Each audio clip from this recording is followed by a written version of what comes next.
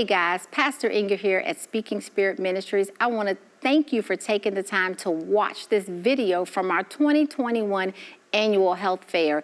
This session will deal with cyber health, and we have Jim Alsop. He has over 20 years of experience in the technology field, but one of the things that, you know, in the times that we're living in, we want to make sure as much as we're getting on the internet and logging on, that we're doing things safely. So he's going to give us some tips. So pull out your pens, pads, tablets, notebooks, whatever you use to take notes so that you can make sure that when you're logging on that you are safe and all of your information is safe and secure. So let's dive in to hear what Jim has to say. My name is Jim Alsop. I work in information security. I wanted to take a little time this morning to share some thoughts about being careful and staying safe online. I'll be honest with you, we would need probably a lot longer than the time we have today. And I don't believe that all of you would necessarily enjoy all the possible information that's out there.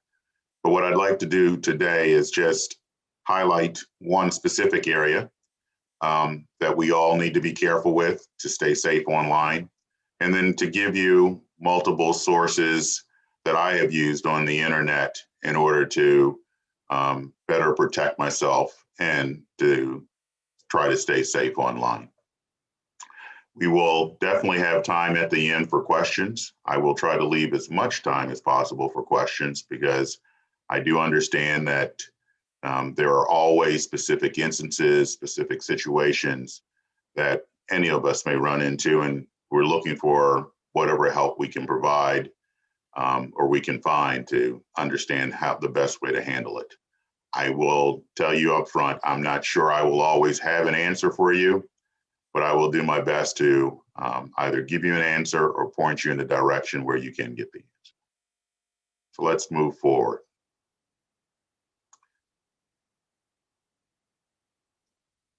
The spotlight that I wanted to focus on today is two security terms, information security terms or cybersecurity terms. One is phishing, the other is smishing.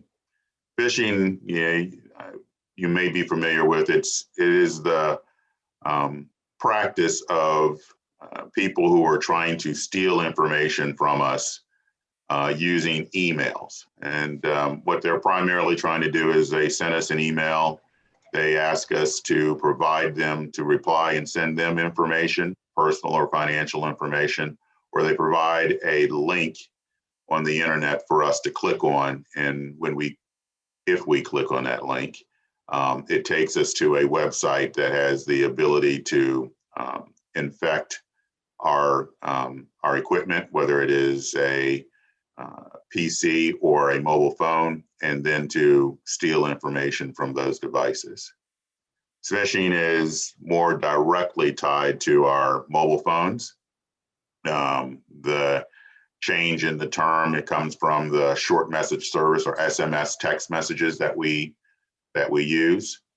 And that's just another way. It's when you or I noticed this morning I had received one, receive a text message that's promising something or saying I need to take some action because of some event, and provides a link for me to click on. That is another type, focused clearly on the mobile phones, another type of malicious activity where someone is trying to confuse and deceive us to get access to our devices and to our information. These are both considered social engineering scams in which they manipulate us into turning over sensitive data, such as social security numbers, financial information, including credit card numbers, passwords, or to getting access to our computers or mobile phones by clicking on links. One of the ways, for instance, that they could get our account passwords is if we click on the link and they have created a second site that looks like the site that we would expect, for instance, our bank or our credit card company, As we enter in our username and password, they're capturing that information, and then they will use it to log into the actual site for the bank or credit card. The way that this social engineering works with phishing and smishing is they're relying on persuading us that the sender is a familiar or trusted source and that urgent action is needed to secure some benefit to resolve a problem. It is something to tend to get us to react quickly and emotionally. In other words, they are relying on us not really thinking about whether or not the action that they're asking us to take is one that we really need to take, and simply take the action, and then unfortunately sometimes having to live with the consequences of clicking on that link that we shouldn't have.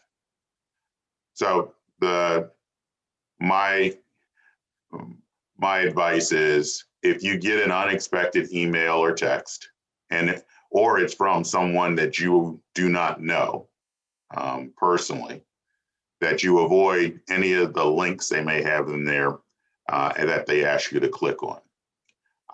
To be clear, especially with the phishing, so the emails, there are scams and deceptive emails out there that do a very good job of looking like some of the major banks and credit cards here in the United States. And so you typically have to look very closely in order to determine that it is not from who it says it's from.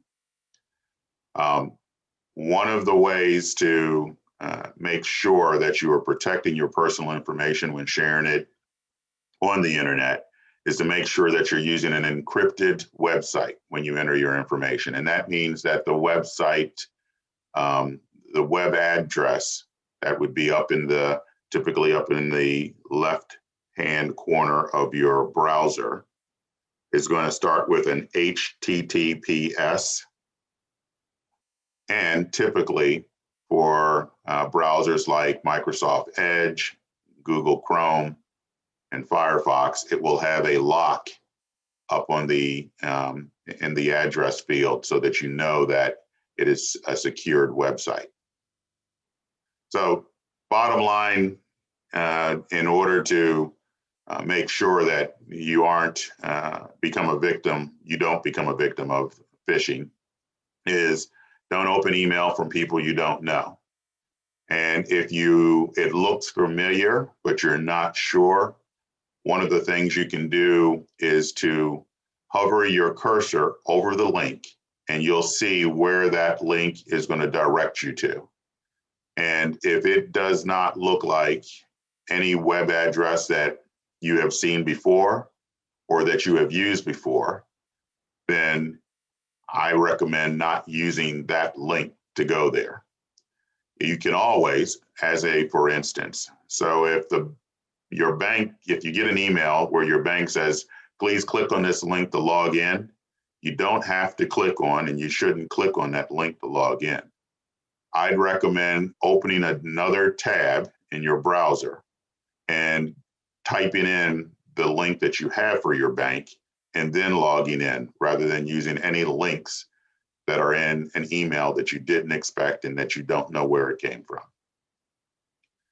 The third bullet here is be suspicious of emails that are sent to you in general. You can look for either where they came from. You can see what's the email address that it came from. If it is a lot of different characters that don't really spell out any names and have a lot of things in there that look like it doesn't make sense, then you want to avoid responding to those or even keeping those in your inbox for any period of time. Another common way of determining that it's a suspicious email is, as you would expect, any large and significant business that's going to send you an email will want to be very careful that there are no grammatical errors in what they've sent or any spelling errors in what they've sent you. So If you notice that the grammar doesn't quite match, or there are significant, or if you will, easily recognizable spelling errors, that would be another clue that it's possibly an email that you do not want to have in your inbox any longer. And then one of the final points is what can happen is, for instance, a friend of mine has inadvertently and accidentally clicked on a link that has infected their computer with malware or malicious information. And so then I receive a email from that friend asking me to click on a link. What has occurred there is that that link that my friend has clicked on, not only did it put malicious code and collect information from their email, some of which would be other email addresses for them to send emails to, but then they will send those emails, and what may look to me like an email from my friend, if I don't look closely, because of a couple of things. One is I didn't expect the email from the friend, and the topic or the content of the email doesn't seem related to anything that my friend would have sent to me. I would need to be very careful about clicking on any links or doing anything other than perhaps calling my friend and asking them, have you been having any problems with your email? So those are just some of the quick ways that you can try to address phishing and smishing.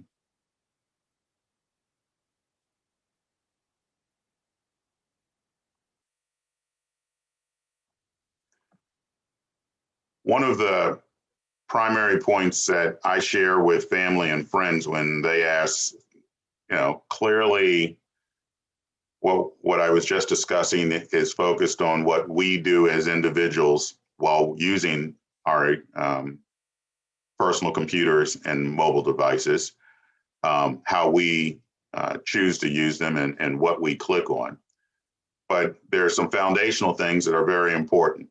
And I wanted to take some time today to highlight areas where if we are going to make sure that we're going to stay safe online, we have to make sure that the devices that we use online have been appropriately protected and secured. And what you see here are some tips on how to keep your personal computer secure. One is keep the software updated. This clearly is focused on the whatever operating system, whether it is Windows or Apple OS or whatever operating system that you have for your personal computer. Please make sure that it is updated with the latest version and updates from the vendor that provides that software. The same thing is true for the email product that you use on your personal computer. In some cases, it is through a browser like a Google Mail. There are others that have products that are installed on your personal computer. Please make sure that software is updated. The second item is to use security products. You will hear them referred to as antivirus, firewall, and VPN, which stands for virtual private network. I have placed these in what I consider escalating challenges for individuals who aren't in the information security or the IT business to understand how they work. But for me, the bottom line is you should always have an antivirus product on your personal computer, which can then scan your computer and scan anything that gets added to your computer for malicious code or malicious activity. The other item, a firewall, is a good way to protect your home environment and your device because it will choose for you based on the information that it has of what network connection should be allowed and what access should be allowed from outside of the computer. And then a virtual private network is a really good way to ensure that what you send from your personal computer to any of your banks or financial institutions or anyone else, healthcare providers, that information is encrypted, secured, so that no one could possibly see it as the information is transmitted from your device to the person or the organization that you're trying to get it to. The third point here is to use strong passwords. I will acknowledge this is always a challenge. It is one that is a not favorite for me, but definitely a favorite topic of conversation within my family, because I'm the one clearly who is saying, please use strong passwords. And the response I consistently get back, I can't remember a password that's longer than, and pick a number. So one of the things that I ask everyone to consider, if it is a challenge to use strong passwords, and the idea is to have a different password for each application or each website that you go to, which, as we all know, there are so many places that where we now go and we have to log in and use a password. I understand the challenge that represents. So a password manager is a product that you can install on your personal computer that then can help you manage the passwords that you use on the internet. It is protected by a single password that tends to be very strong, but it also helps you with, if you need it, the setting up of passwords if you've used a weak password, which hopefully no one is using password 123 or anything like that. But it is a good tool to help you manage the passwords that you use to log into sites and to applications across the internet. This next point, two-factor authentication, I'm guessing many of you have already encountered this, and maybe it wasn't, this wasn't a term used for it. This is a case where, and I have multiples of these, where when I go to log into a website, after I put in my username and password, the website will then send me a text message to my mobile phone, and I have to enter that code that's in that text message into the website for it to authenticate me as the person that is trying to log in. This is a great way to make sure that the person who is logging in is the person that is expected. It means that because it's tied to my mobile phone, a device that I always expect to have with me, that if someone were to get my username and password and to enter it into the website, they wouldn't have this code that they would need in order to, excuse me, in order for them to actually get in and be authenticated to enter the website. The next item, protect your personal identifiable information, or PII. You'll hear it referred to in information technology and information security as PII. This is your name, your social security number, birth date. It is anything that someone could use to access your information or to impersonate you on the internet. It is typically the combination of multiple pieces. So if they just have your name, that's not enough. But if they have your name and your birth date and your home address, we're starting to get to a point where they are better able to impersonate you, and through impersonating you, steal information from you or create accounts in your name that you you don't want and you don't expect. And then the last piece, and this is one that I highly recommend for everyone: perform regular backups. There are a lot of tools out there where there's a device you can attach to your personal computer, or depending upon what type of service you have with your email provider, they'll provide the ability for you to do online backups to the cloud, if you will. But you need some way to make sure that you take a snapshot of your data that's important to you, so that if anything were to occur and impact your personal computer, you have a backup of that data that you could use to on a new personal computer, rather than having to try to clean or reuse a personal computer that has been infected and is not working for you at that point.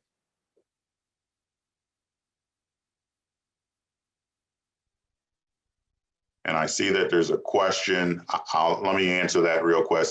I have not used a Tor network, and the answer to the question of a VPN is a single point of failure. It certainly can be, because you are usually relying on a provider of that VPN, and if they are down, then you are down. Similar to what occurs with any of the communication networks that we have today. But it's a valid question. It doesn't remove a single point of failure, but there isn't just a single VPN provider for us. So there are multiple. So if there is one down, there is almost always another that we could use.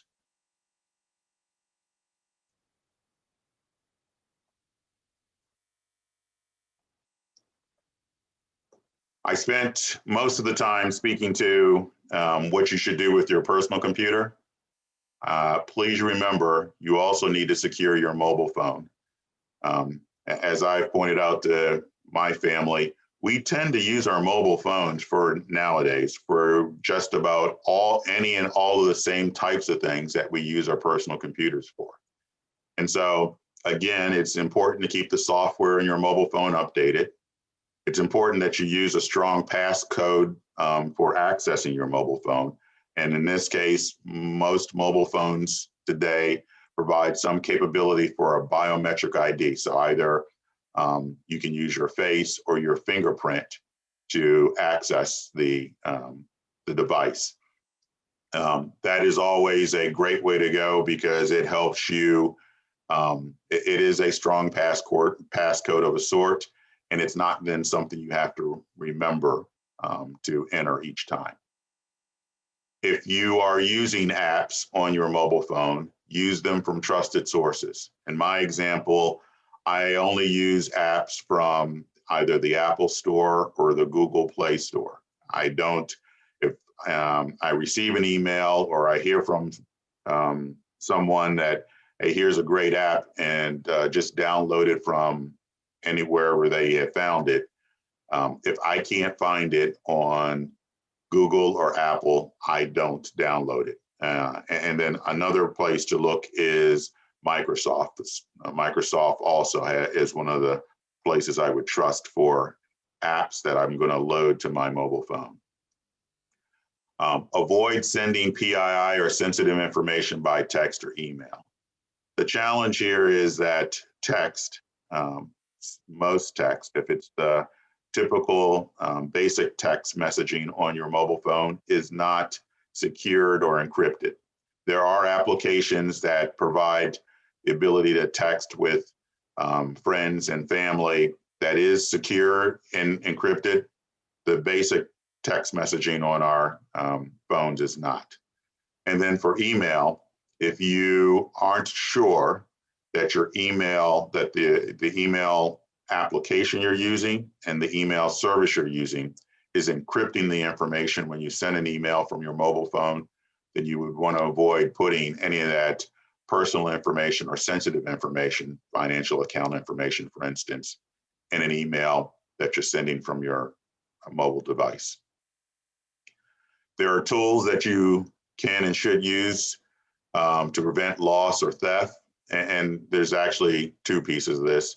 One is to help us find our device if we have misplaced it. And the other is if we have misplaced it or it has been stolen, there are ways then that we could render the device unusable and remove all of our information from it. That is always a good backup plan, in addition to the strong passcode for what it would take to access the device. If we lose a device and it's no longer in our possession and we don't expect that we're going to get it back, then there are tools available on your mobile phone to allow you to remotely clear all the data off of it.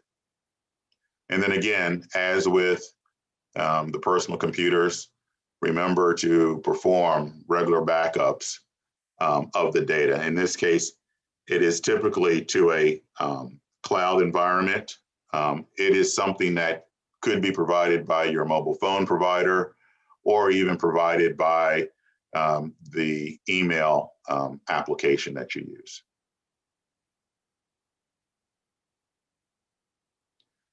Finally, I could have clearly filled this slide with a number of websites. I purposely chose to use the ones to share the ones that I regularly go to.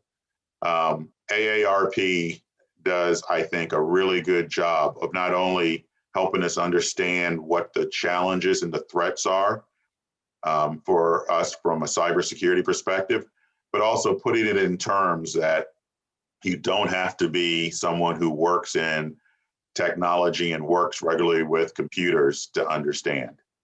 And so AARP has been for me a kind of go-to source of sharing information and pointing people to ways to better understand how to protect themselves online. And I get the side benefit of I share AARP sites with my son, who sometimes is a little perturbed that his dad is sending him to AARP. The second site is a government site. The US CERT provides information not just to government agencies around cybersecurity and information security, but they provide tips for all citizens of the US. And so you can go to this site and see some of the tips that they provide for how to protect yourself when you're online. I happen to use the Norton 360 antivirus product. And so I have used the additional information they provide about information security and protecting yourself online. And that's what this link is. Norton is one of multiple antivirus providers out there. I would suggest, if you are interested in understanding which one to choose, if you Google best antivirus products, you will find multiple reviews from multiple entities that will give you some idea of what products are out there to choose. Norton is just one of many. And then finally, and you will see some of the information that I included in this presentation from Cypher is one of the vendors of products to protect our devices. And I thought their 10 personal cybersecurity tips to be cyber aware was a very well done article. And so I included that here as a source. And with that, I have completed what I wanted to present. I saw that there was another question, and I'll answer it here.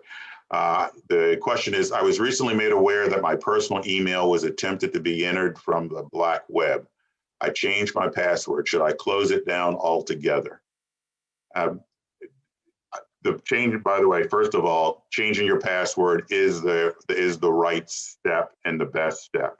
The other thing I would suggest is checking with your email provider and getting and finding out from them if they think it is a situation that warrants closing down that email address and opening a new one.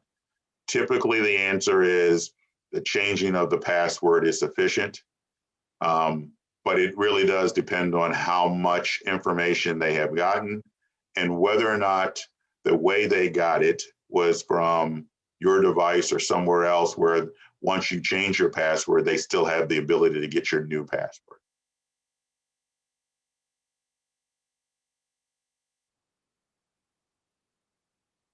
All righty. Any other questions? And I guess we can open it up and see if there's any questions that anyone has, anything that I can answer for you.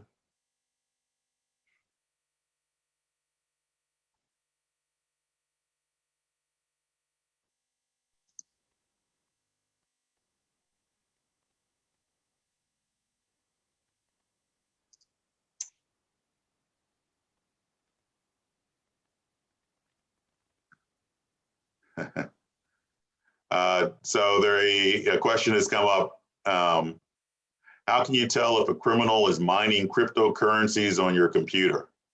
I have no idea. It's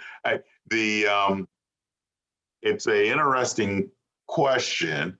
I would say one of the ways that the first place, if it was a concern that I had for my personal computer, would be to rely on my antivirus and my installed security software to do a scan of my device to make sure that it's not finding any malicious code. In order for a criminal to be mining something on my device, they would need to have a level of access that they have gotten through something I either clicked on or somehow they got direct access to my device. And that's where I would expect my antivirus, anti-malware security software to detect that there is someone else that has access to my device. And if that's true, then I need to stop using that device and either rebuild it with an updated reinstalling the operating system and all of the applications I use, or starting a new. And because one of the things, the challenges you have to be worried about there is that whatever backups you've taken have included whatever malware they're using to mine something off of your computer. So you have to be careful that you don't just reinstall what it is that they're using to access your computer.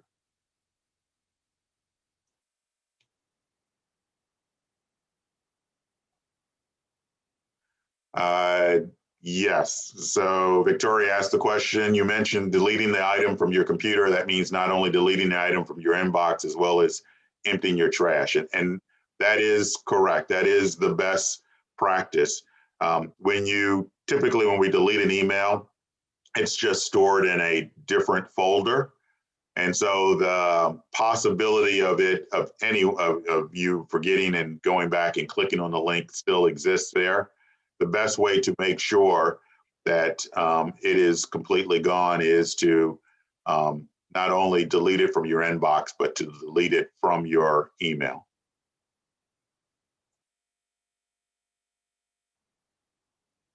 And KS has a question, how often should we change passwords? I thank you for raising the question. That is the ongoing argument within my family. While I think most of us, especially those of us that work for companies where you're using our computers, have found that we tend to be regularly asked to update and change our passwords. If you have a strong password, and you are using a tool that can monitor whether or not there's been a breach of the vendor you use. Um, Changing your password no more than every 90 to 180 days is fine. I will acknowledge I have passwords that I have not changed, primarily because they are strong passwords to start, and I'm using a password manager that not only helps me manage the use of those passwords, but is looking for whether or not that vendor, whichever website I'm going to, has reported a breach where the passwords might have been compromised. The other thing that's nice about a password manager that I mentioned is they typically have the ability to create a password for you. So when you go to a website, you can ask it to change your password to something stronger. And that makes the ability to change a password, whether it's every 90 days, every 180 days, or even once a year, much easier. Melvin has a question. What can we do to protect ourselves if we're converting to a smart home? The number one thing from a smart home perspective is to make sure your Wi-Fi is very secure. And that means that you have a strong password on the Wi-Fi, so someone can't get access to your Wi-Fi unless they know that very strong password. The other is to make sure that your Wi-Fi and any of your smart devices can't be accessed remotely. And by the way, this is one of the challenges sometimes with smart homes. For instance, those devices that I have, like cameras, when I'm home, they can't be accessed by someone remotely. When I am away, I set it up so that I can access it remotely, but I have to use an additional authentication in order to get to them. So it's a great question. Typically, smart home is, for me, synonymous with strong Wi-Fi security. And if you've done a good job securing your Wi-Fi, you will have done a good job towards securing any of the smart home devices that are attached to your Wi-Fi device. Letitia, I'm sorry, but what is mining cryptocurrency? So Bitcoin. There are folks out there that collect Bitcoin and other cryptocurrency. It's a currency that's not based on paper and coins. It's based on a electronic representation of currency and having some value. That's what, if you have that, then it's primarily residing on your personal computer. And what someone is trying to do, mining cryptocurrency is similar to robbing a bank, just in a virtual sense.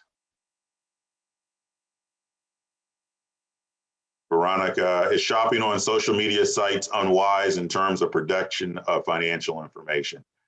I will give you a personal opinion because I'm positive the social media sites, whether it's Facebook, Instagram, and others, would want to disagree. I think it's unwise to do the shopping, to do the purchasing of products on the social media sites. I'd always recommend that if you see something, a product that you like, and they provide information about how to get to it, then go directly to the Amazon site from a different tab, or to whatever site is the vendor for the product, and logging in from there versus using the social media sites. One of the ways, it is a great benefit that's provided of allowing folks to use their Facebook or Google or Microsoft logins to also access sites to purchase. The challenge that represents is that if that site is breached, then some of the information that they will have is your access, your login to the social media site. So it represents a a cascading problem, if you will. And then Victoria asked about what constitutes a strong password, and I see we're probably coming up on the end of time. To be fair, I think the best password is one that is a phrase that you know and that others would not readily associate with you. And the reason why I say a phrase is I think many of us have heard the longer, the more characters and types of characters in the password, the harder it is for someone to crack it or to figure out what it is. So a strong password is if you can come up with a phrase, and then once you have that phrase and you know that that's the phrase you're going to use, and then you replace certain characters with either things like an exclamation point or with numbers, and then you're of course doing a mix of upper and lower case. I think that combination would be or is a strong password. And again, because it's a phrase, it tends to mean it's going to be more than 10 characters in length. And while it could be, it's clearly much longer, it is a good way, one, for you to remember it without having to use a password manager, and harder for someone else to steal it.